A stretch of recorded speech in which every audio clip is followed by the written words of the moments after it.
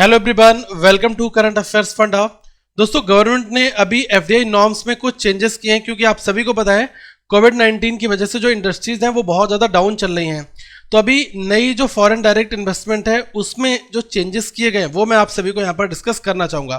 तो जैसा कि अगर टाइम्स ऑफ इंडिया में आपने आर्टिकल देखा होगा कि government approvals must for all FDIs from neighbouring countries including China. अब अभी क्या है कि जो मोदी सरकार है इसने एफडीआई नीति में संशोधन कर दिया है और जो पड़ोसी देश से जो भी निवेश आ रहा है उसके लिए मंजूरी जो है वो अनिवार्य कर दी गई है।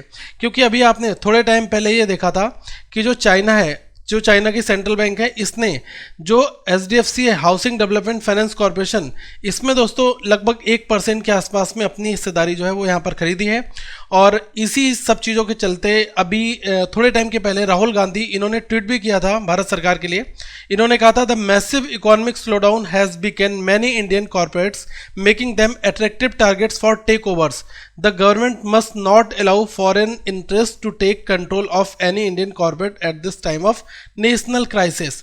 तो मतलब इन्होंने ये कहा था कि भाई जो आर्थिक सुस्ती चल रही है इसके कारण जो भारतीय कंपनियां हैं वो कमज़ोर हो गई हैं। तो विदेशी कंपनियां चाहेंगी कि हम उनको टेक ओवर कर लें वहाँ पर ज़्यादा से ज़्यादा हिस्सेदारी खरीद कर। तो इसके लिए आप कुछ लॉज वगैरह अमेंड करिए ताकि वो लोग इस पर सेंध ना मार पाएँ। और आज बात करें 18 अप्रैल को, तो ये राहुल गांधी ने एक ट्वीट करके थैंक यू भी बोल दिया मोदी जी को कि आपने मेरी बातों पर ध्यान दिया और शुक्रिया इसके लिए। ठीक है, तो चलिए हम ये जानते हैं कि जो एफडीआई पॉलिसी है इसमें जो इन्वेस्टमेंट की अपॉर्चुनिटीज़ हैं इनको कितने हद तक कंट्रोल किया गया और इनके क्या क्या मायने हैं। As per the new amendment, FDI investment into Indian companies from the neighboring countries will now require a note from the government. This will be applicable to all the countries that share a land border with India, such as China, among others. मतलब ये हो गया है कि जो भारत देश के साथ में जो लैंड बॉर्डर शेयर कर रही हैं उन सभी देशों के लिए अब सरकार की जो परमिशन है वो लेना ज़रूरी है, तभी वो भारत की किसी कंपनी में इन्वेस्टमेंट कर सकती हैं। ओके, अब यहाँ पर मैं आपको एक चीज़ बता दूंगा। आपको क्या करना है कि DPIIT ये जो बेसिकली ऑर्गेनाइजेशन है इसका मतलब है department for promotion of industry and internal trade. इसने ही अपना एक प्रेस नोट जारी करके ये सूचना आप सभी के पास पहुंचाई है। जो प्रेजेंट सिचुएशन और रिवाइज पोजीशन है इन दोनों को आपको समझना है। अगर हम बात करें पैरा 3.1.1 में, इसमें लिखा है कि a non resident entity can invest in India subject to the FDI policy except in दो sectors activities which are prohibited. मतलब कुछ सेक्टर प्रोहिबिटेड है, वहां पर इन्वेस्टमेंट नहीं कर सकते। हाउएवर, जबकि अ सिटीजन ऑफ बांग्लादेश और an entity incorporated in Bangladesh can invest only under the government route.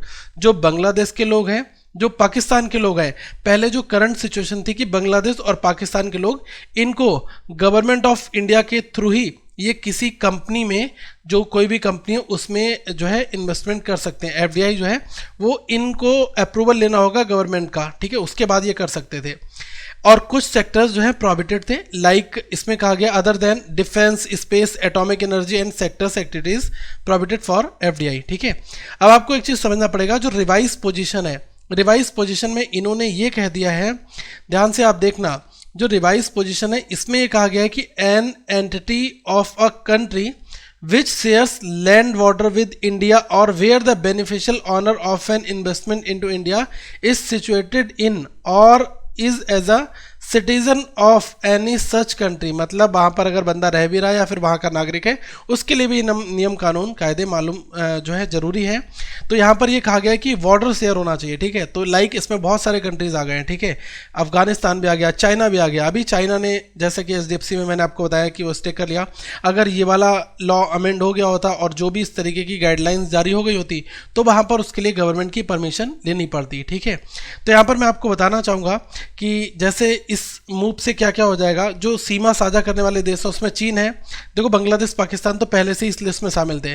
अब क्या है, भूटान, नेपाल, म्यांमार और अफगानिस्तान, इनको जो है शामिल दोस्तों कर लिया गया है। ठीक है, एक चीज़ यहाँ पर बहुत ही इंटरेस्टिंग आप सभी के साथ शेयर करना चाहूँगा कि आपने ये देखा था कि जो जनवरी थी, ठीक है, जनवरी के आसपास में जो शेयर मार्केट में बहुत बड़ी जो है सफल हमें देखने को मिले।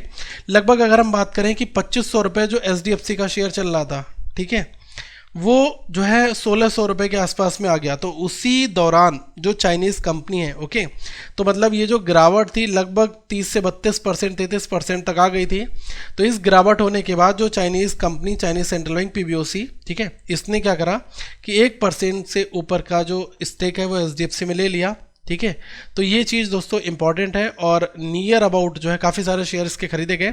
तो भाई कंट्रोल जो है काफ़ी हद तक रहेगा। तो इस वजह से सरकार ने क्या किया है कि अब FDI नियम में जो है चेंजेस कर दिए। अगर FDI आएगी तो वो गवर्नमेंट के अप्रूवल के थ्रू आएगी, गवर्नमेंट पूरा रिस्क असेसमेंट करेगी, ठीक है, उसके हिसाब से ही अप्रूवल दिया जाएगा।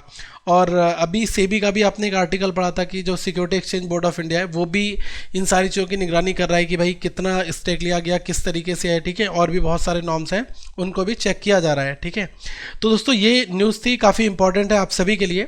जो FDI में चेंजेस हैं वो आप सभी को समझने भी चाहिए, और बेसिक एक आर्टिकल था। सो thank you guys, I hope आपको समझ में आया होगा। और मैं आपको एक चीज़ और बताना चाहूँगा कि ये जो नियम में बदलाव किए गए, मुझे लग रहा है कि मेरी ओपिनियन के हिसाब से सरकार का जो रुख है वो काफ़ी शानदार है।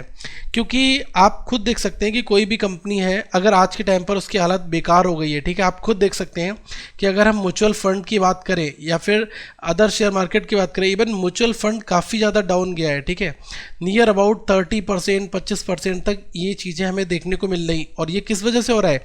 ये जो कोविड-19 पैंडेमिक है, इस वजह से ही, केवल दोस्तों ये महामारी है, इसकी वजह से इतनी कंपनियों की हालत खस्ता है, क्योंकि कोई भी बिजनेस हो नहीं रहा है। डेली हमें जो है 35 से 40 हज़ार करोड़ का डेली बेसिस पर भारत में जो है GDP में लॉस हो रहा है।